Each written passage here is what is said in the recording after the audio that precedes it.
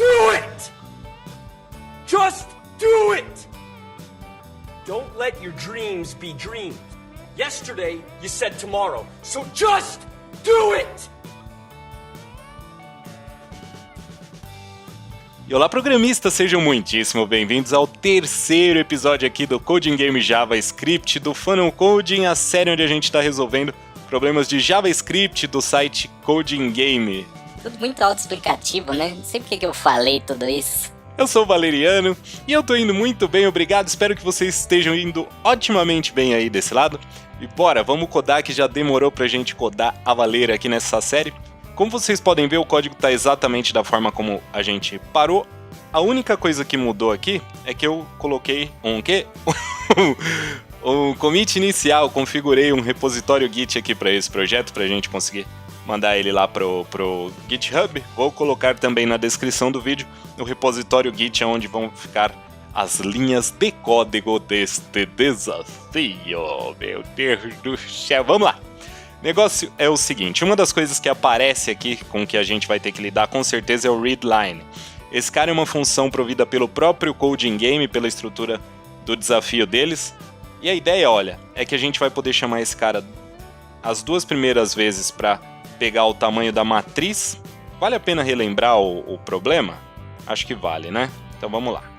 Então, olha, a ideia é que a gente vai receber uma entrada de dados baseada em zeros e pontos. A entrada de dados vai ser uma variação disso, aonde o zero significa que existe uma célula naquela posição e o ponto é a ausência de uma célula. Então, nesse caso aqui, olha, eu estou lendo uma linha de uma matriz que pode ter sei lá quantas linhas, depende da segunda chamada do readline, e nessa linha aqui eu tenho uma célula na primeira posição, então no x0 eu tenho uma célula, no x1 eu não tenho nada, no x2 eu tenho célula, x3 e x4 todos têm células, tudo isso aqui no y0.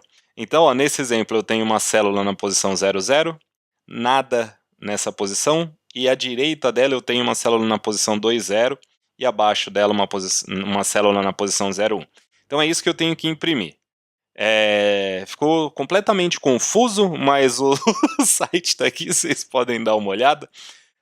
Basicamente é isso.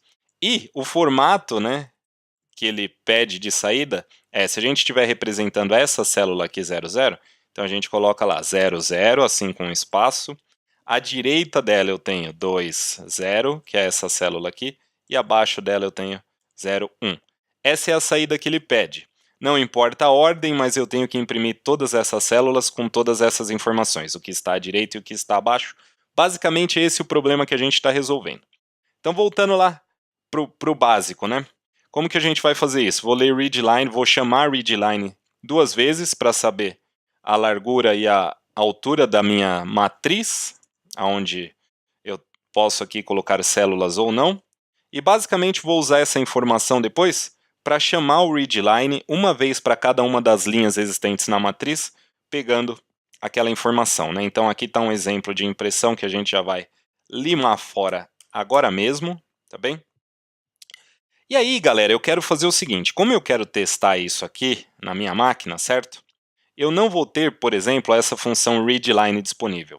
Então a primeira coisa que eu vou fazer é simular essa função. Mas eu quero fazer isso de uma forma, em algo que eu vou realmente usar, de uma forma útil, seria uma palavra melhor, né? Então o que eu quero fazer? Olha, eu quero ter aqui no meu programa uma função que me devolva as dimensões da matriz, tá bem? Então eu vou ter aqui um function dimension. E como que eu faço isso, né? Eu passo para esse cara aqui um parâmetro que pode ser o próprio readline do Coding Game. Que aí aqui dentro eu posso devolver aqui, esse cara vai ser widget, apontando para, aspas simples, né, que a gente usa aqui, eu tô indo. Readline vai chamar esse cara uma vez e o height vai chamar esse cara uma segunda vez, beleza? Então essa aqui é a ideia. Mas aí, né, percebam que para testar essa função, eu posso simplesmente passar aqui a minha função, o meu header, e aí ele vai decidir, esse header é que vai ter o comportamento embutido aqui. O readline do Coding Game, as duas primeiras invocações dele vão fazer justamente isso aqui, devolver widget e height, tá certo? Então é isso que eu vou fazer. Vamos começar por isso. Quero testar essa função dimension aqui desse lado. Para fazer isso, eu vou ter que dizer o seguinte, olha, describe dimension, que é aquela função que eu quero testar lá, dimension, e este cara vai ter um valor, o reader dele vai ser um cara completamente controlado por mim. Eu vou criar uma função que se comporta de um jeito específico para passar para aquele readline, né? Então, eu sei que o exemplo que eu quero escrever aqui, olha, é algo desse tipo. Então ele vai extrair a medida da matriz usando as duas primeiras invocações ao reader, né? E aí eu quero testar algo assim, olha, eu vou setar essa matriz, esses valores de algum jeito, mas vamos supor que seja 2 por 3 o valor que eu vou setar. Então no meu teste eu vou querer algo desse tipo aqui. Se eu chamar o dimension com esse header que eu ainda vou bolar, né? Eu quero que o resultado disso seja, então, assert equal. Depois eu vou precisar olhar a sintaxe exatamente desse cara, mas eu acho que é expected e actual, né? Então, algo desse tipo aqui, ó. Widget 2 por 3, eu falei?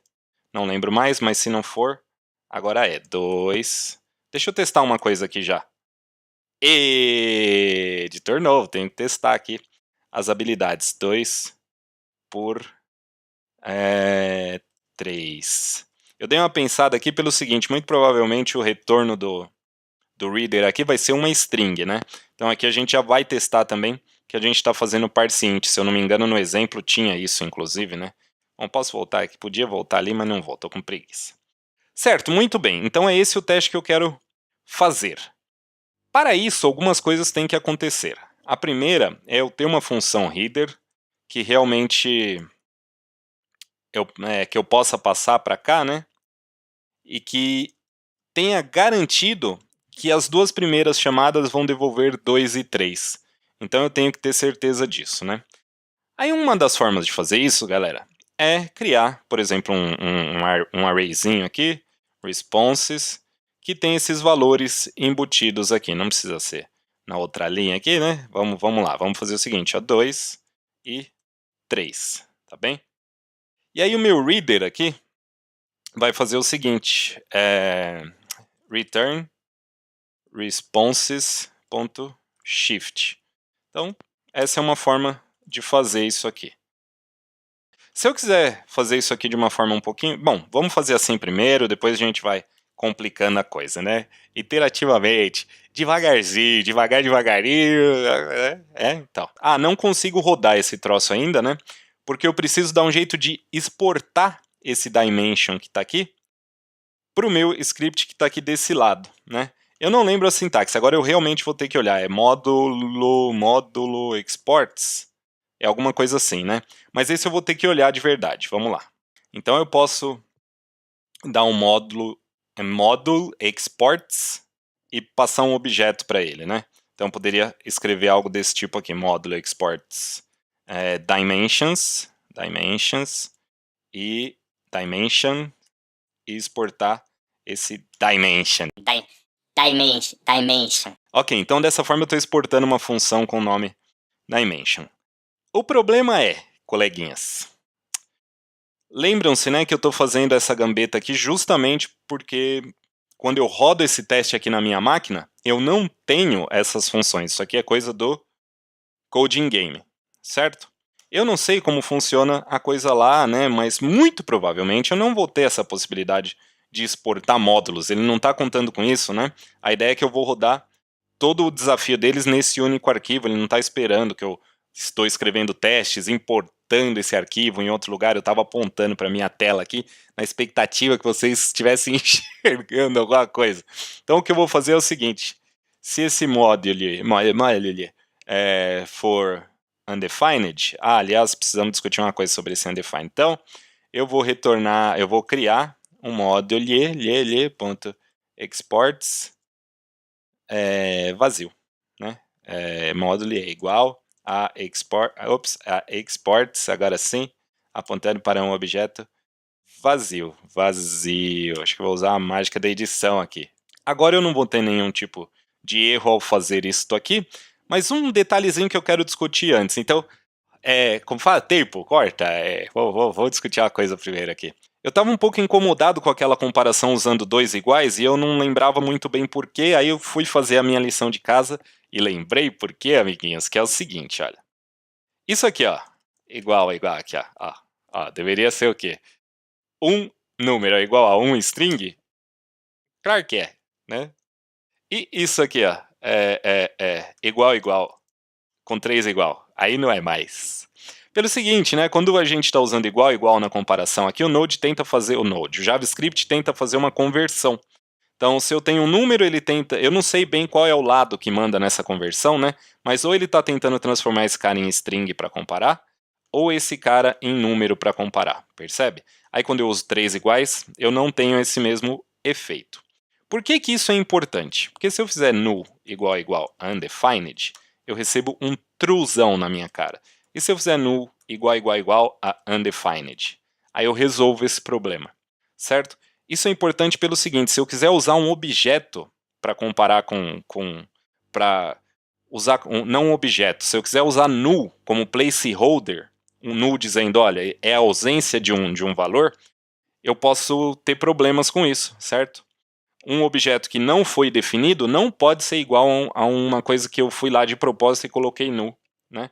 Então, se eu fizer um objeto aqui, abroba, é uma coisa que eu vou definir. Ops, abroba. Eu vou definir agora como nulo, tá bem? Então, eu não quero que isso aqui, olha, seja verdadeiro, tá certo? Eu quero que undefined, ou abroba, seja diferente de undefined, porque tem null lá dentro. Então, isso é importante, né? Então, nas nossas comparações aqui, ó, vamos só lembrar de colocar 3 iguais aqui, para não correr aquele risco. Muito bem, dito isso, agora que a gente já está exportando o dimension, eu posso dar um import desse cara aqui, né? Que é como mesmo? Não sei se eu lembro muito bem não, hein? Var... Vamos chamar de qualquer coisa esse cara aqui. Aí, a minha função, como ela chama? Dimension, vai ser igual a spoon dimension. Acho que é isso. Vamos rodar o teste para ver no que dá, né? Deixa eu sair daqui, se eu não me engano é npm teste. Show de bola. Rodou aqui com um monte de xingo, edit, read line, que é isso aqui, no expected token. Lá, there is no spoon. Rapaz, o edit, read line. Então, funfou. Ele conseguiu, o funfou que eu estou dizendo né? Ele conseguiu importar a função, tudo bonitinho, tanto que ele já está executando esse cara. Então vamos arrumar aqui. Cadê? No outro arquivo. Colocar um return maroto aqui. Return, isso aqui é uma chamada readline. Será que era só isso? Não é possível. Não é possível não, amiguinhos. Era só isso mesmo. Eu que sou uma mula. Então, ele esperava, legal, ó, ele esperava um objeto que tem 3 e 2 número, recebeu 3 e 2 strings. Então a gente já mete aqui um parse int, e aí já estou testando esta conversão também, né? Parse int. Muito bem. Legal. Aí, olha só. Eu tenho dois objetos iguais, mas eu acho que essa asserção do Node que eu estou usando é muito estrita. Eu acho que ele está comparando se os objetos são realmente o mesmo objeto ou coisa do tipo. Eu acho que tem um lá que chama deep equal, e eu estou usando eu acho muito hoje, porque realmente não faz um tempinho que eu não mexo com essas coisas. Eventualmente, durante essa série, eu vou ter que olhar a documentação ali do Node, de JavaScript. Não é uma coisa que está no topo da minha cabeça, muito menos do que o Ruby no caso.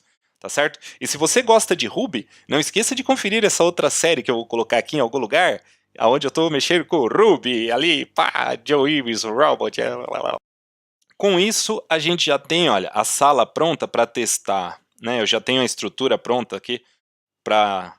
Já sei como eu vou fazer para forçar o reader a fazer coisas, e eu já estou colocando aqui em mente como eu quero lidar com as coisas, né? Então, muito provavelmente, eu vou ter uma outra função aqui agora, que recebe as dimensões, e aí eu espero que ela chame o readline a quantidade de vezes necessária para montar a matriz, tá bem? Mas é isso que eu tenho tempo para mostrar para vocês hoje, espero que tenham gostado. Se gostaram, não esqueçam de deixar aquele like maroto. E se você está chegando agora e não está inscrito no canal ainda, ou se também já está assistindo e também não está inscrito no canal, considere se inscrever no canal, isso me ajuda bastante, me ajuda a entender o conteúdo que está fazendo sentido ou não para vocês, tá certo? Pessoal, eu sou o Valeriano e programista, não esqueça, divirta-se programando. E o objetivo desse canal aqui é tirar uma chinfra. A gente se vê na próxima, que vai ser muito em breve. Até lá. Make your dreams come true! Just do it!